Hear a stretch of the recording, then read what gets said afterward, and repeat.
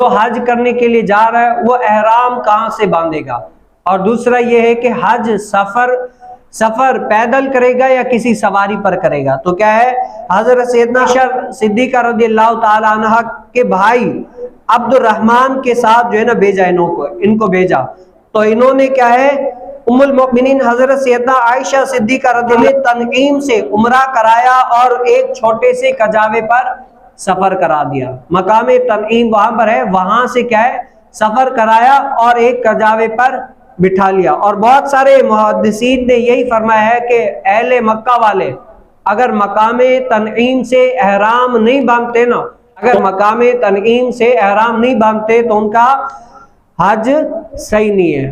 اور لیکن جو مجتہدین ہے، چار امام اعظم، امام شافعی، اسی طرح یہ دو اور جو یہ ہے، یہ فرماتے ہیں کہ اہل مکہ صحیح یہ ہے کہ حرم کے باہر سے جہاں سے بھی باندھے گے تو ان کا حج صحیح ہو جائے گا۔ تو اللہ تعالی ہمیں ان باتوں پر عمل کرنے کی توفیق نصیب فرمائے۔